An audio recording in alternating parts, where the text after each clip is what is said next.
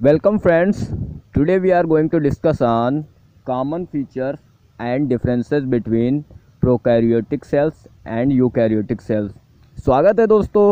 और आज हम चर्चा करेंगे मिलने जुलने वाले लक्षण एवं अंतर विकसित कोशिका और प्रारंभिक कोशिका के मध्य में। As we know, prokaryotic cells and eukaryotic cells are the two types of cells that exist on Earth. There are several differences between the two, but the biggest distinction between them is that eukaryotic cells have a distinct nucleus containing the cell genetic material, while prokaryotic cells don't have a nucleus and have free floating genetic material instead.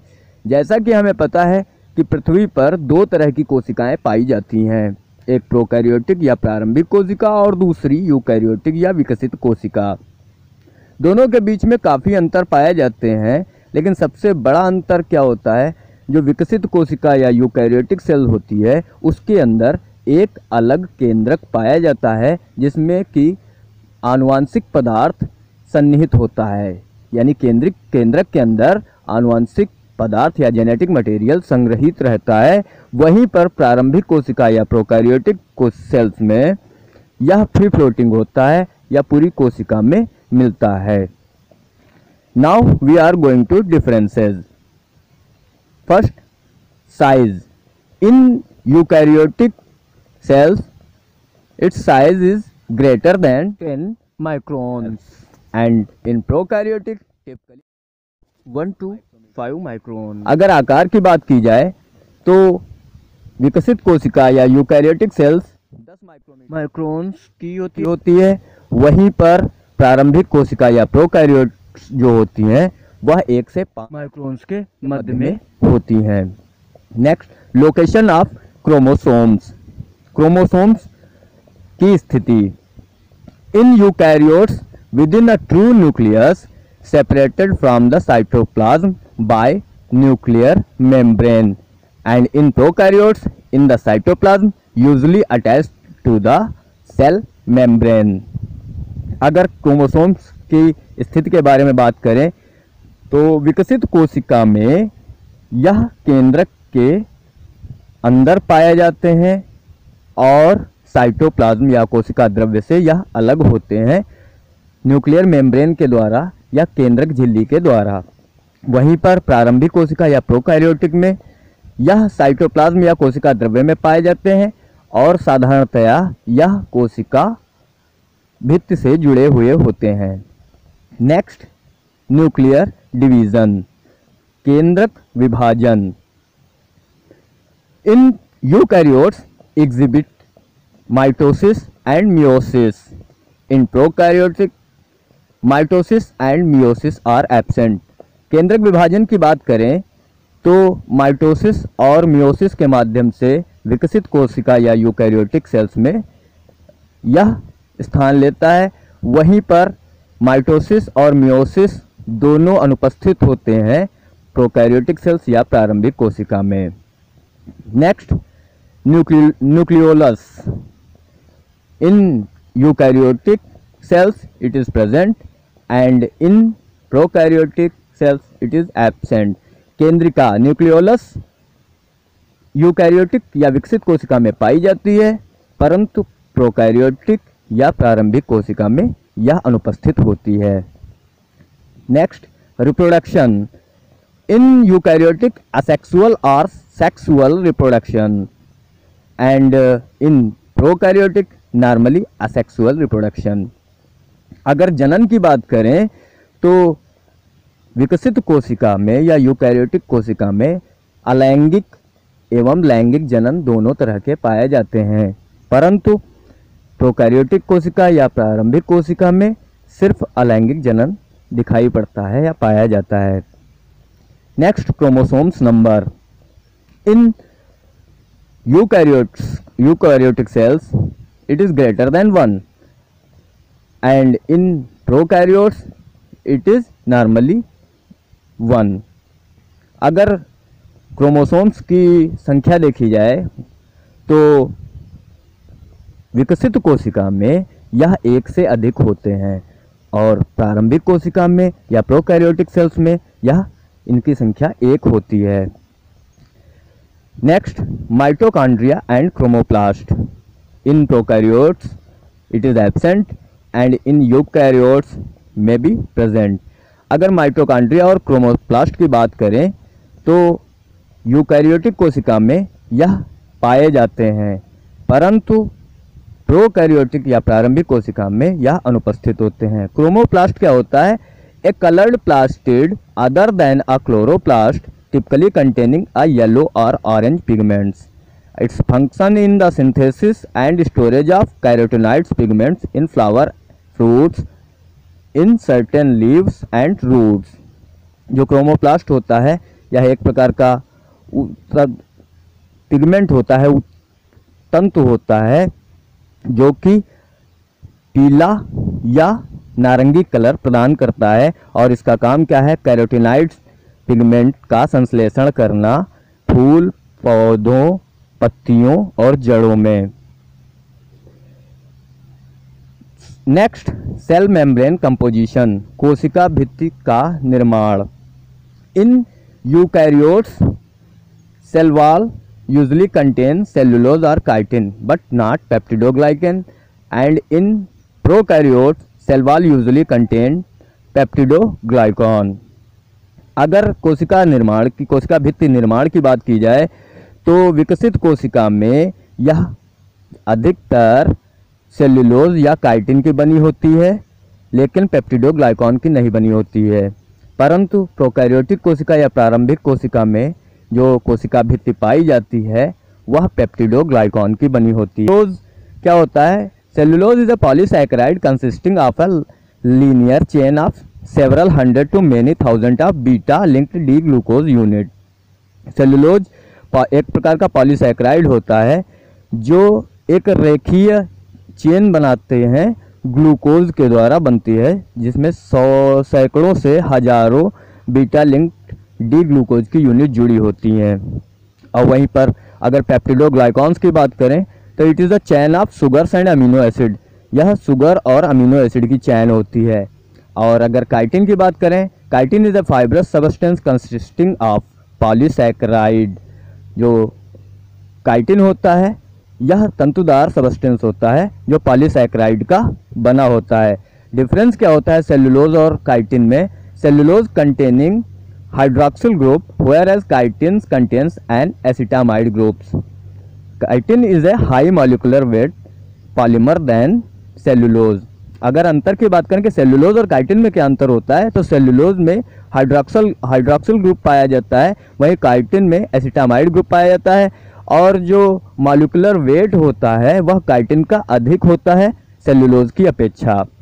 तो जो cell membrane composition होता है eukaryotes में, cellulose या chitin की जो कोशिका भित्ति होती है या सेल मेम्ब्रेन होती है वो सेलुलोज या काइटिन की बनी होती है, पेप्टिडोग्लाइकॉन की नहीं बनी होती है। वहीं पर अगर प्रोकैरियोट्स की बात करें, प्रारंभिक कोशिका की बात करें, तो सेल वॉल जो कोशिका भित्त होती है वह पेप्टिडोग्लाइकॉन की बनी होती है।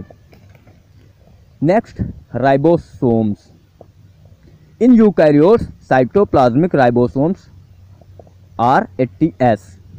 इन prokaryotes ribosomes are smaller, usually 70S।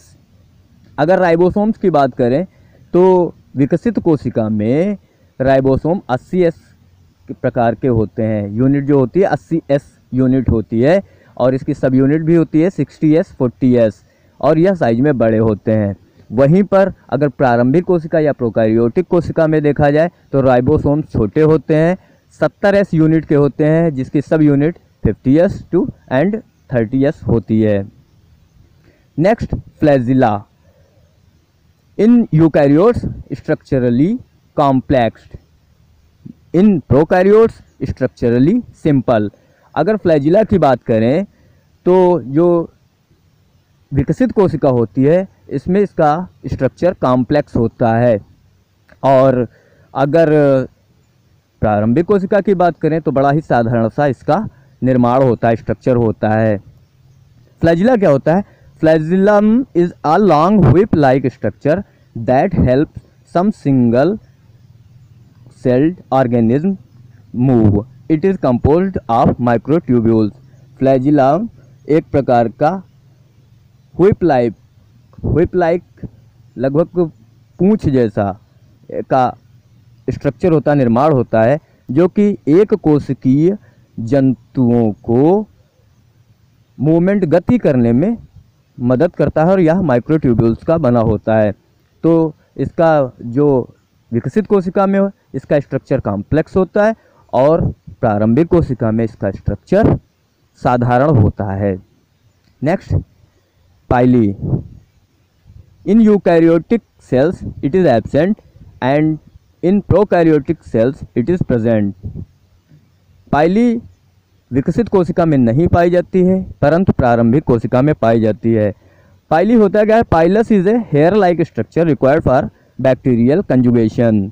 Pilus एक बाल के आकार का स्ट्रक्चर होता है, इलेक्ट्रॉन माइक्रोस्कोप से ही दिखाई पड़ता है, साधारण माइक्रोस्कोप से इसे नहीं देखा जा सकता है, और यह बैक्टीरिया जो या जीवाणु जो होते हैं उनको आपस में जुड़ने में मदद करता है। Next, fimbriae. In eukaryotic cells it is found in the form of cilia and in prokaryotic cells it is present।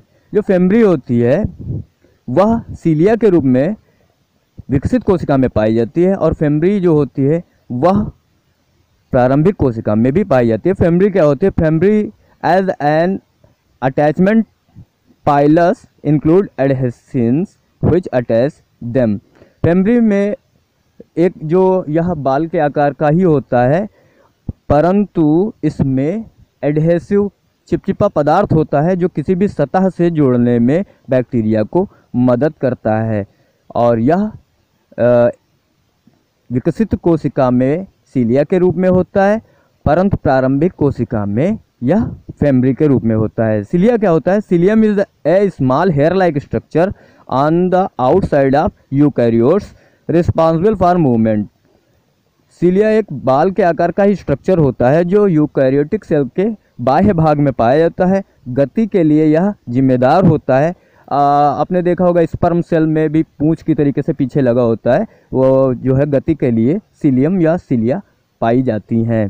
तो सीलिया के रूप में यूकैरियोटिक सेल में पाई जाती हैं फेम्ब्री, और फेम्ब्री अपने रूप में प्रारंभिक कोशिका में भी पाई जाती हैं जो कि उसकी गति में मदद करती हैं। Next, storage compound. In eukaryotic cells poly beta hydroxyl butyrate absent. In prokaryotes poly beta hydroxyl butyrate often present. विकसित कोशिका में जो स्टोरेज कंपाउंड या संग्रहणीय पदार्थ जो होता है वह पॉलीबीटा हाइड्रोक्सिल ब्यूटाइरेट नहीं होता है परंतु प्रारंभिक कोशिका में संग्रहित पदार्थ के रूप में पॉलीबीटा हाइड्रोक्सिल ब्यूटाइरेट पाया जाता है। तो यह कुछ अंतर हुए प्रारंभिक और विकसित कोशिका के मध्य। These are the differences between prokaryotic cells and eukaryotic cells. Now we are going to discuss on common feature in prokaryotes and eukaryotes. अब हम बात करेंगे मिलने वाले लक्षण प्रारंभिक कोशिका और यूकैरियोट्स या विकसित कोशिका के मध्य में। First, DNA as a genetic material. DNA genetic coding that determines all the characteristic of living things. तो दोनों तरह की कोशिका में जो जेनेटिक कोडिंग होती है वह डीएनए के माध्यम से होती है और वह चाहे वो प्रोकैरियोटिक कोशिका हो या यूकैरियोटिक कोशिका हो दोनों में समान रूप से पाई जाती है या पाया जाता है। सेल मेम्ब्रेन और plasma membrane. In eukaryotes and prokaryotes, outer layer that separate the cell from the surrounding environment and act as a selective barrier for incoming and outgoing material। चाहे वह प्रोकैरियोट्स या प्रारंभिक कोशिका हो या यूकैरियोट्स या विकसित कोशिका हो, कोशिका भित्ति या प्लाज्मा मेम्ब्रेन दोनों में पाई जाती है बाह्य सतह के रूप में, जो क्या करती है, बाह्य वातावरण से कोशिका को अलग करती है और एक प्रकार का सेलेक्टिव बैरियर्स, एक दरबान का काम करती है या बैरियर का काम करती है, अवरोध का काम करती है। बाहर जाने वाले पदार्थ एवं अंदर जाने वाले पदार्थ में सेलेक्टिव बैरियर्स का काम करती है। Next, cytoplasm, jelly like fluid within a cell that is composed of water, salts and proteins। तो दोनों तरह की कोशिकाएं, चाहे वह प्रारंभिक या प्रोकैरियोट्स या फिर विकसित या यूकैरियोट्स हों, दोनों तरह की कोशिकाओं में एक जेली लाइक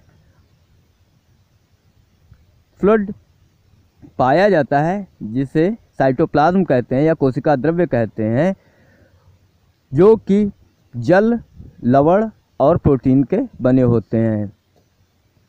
दोनों तरह की कोशिकाओं में साइटोप्लाज्म पाया जाता है। Next, ribosomes, organelles that makes proteins.